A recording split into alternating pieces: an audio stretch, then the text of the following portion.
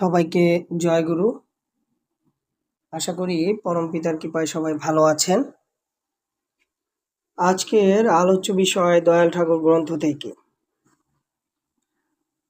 এ অঞ্চলের নীতিজ্ঞানহীন দুষ্টকারীদের সংখ্যা ছিল অনেক। চারিদিক ব্যভিচারে লিপ্ত বহুবিধ অনাচারে সমাজের উচ্চপদস্থ ও তথাকথিত ভদ্র নামধেয় ব্যক্তিরাও লিপ্ত। মানবতার মর্মভেদী করুণ ক্রন্দনে বিচলিত হয়ে ওঠে তার অন্তর। স্নেহবঞ্চিত ঘৃণ্য হয়েছিল যারা, তারা পুত সান্নিধ্যে স্নেহসঞ্চিত হয়ে ওঠে তারা। শুষ্ক তরু অমীয় ধারায় নবপল্লবিত হয়ে ওঠে।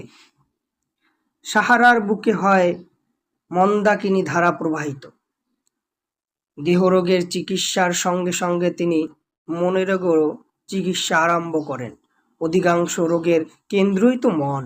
পরম প্রেমময় প্রেমের ছোঁয়া লাগে যাদের দেহে ও মনে, তারা মনের কথা উজাড় করে দেয় তার কাছে।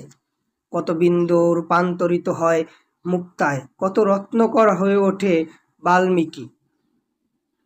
শক্তিশালী চুম্বকের আকর্ষণে লোক যেমন চুম্বকে পরিণত হয়, তদ্রূপ তার মোহন স্পর্শ বদনে যার জীবন, চিন্তা, কর্ম ও আলোচনা মানুষের ওই পরিবর্তন কোনো শুষ্ক ভাবকে অবলম্বন করতে হয় না।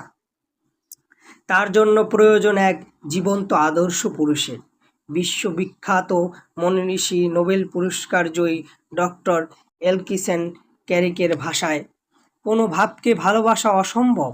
নেতা বা আশ্চর্যের জন্য আত্মহতি প্রদান সম্ভব, কিন্তু কোনো ভাবের নিমিত্ত কেউই আত্মস্বর্গ করতে পারে না।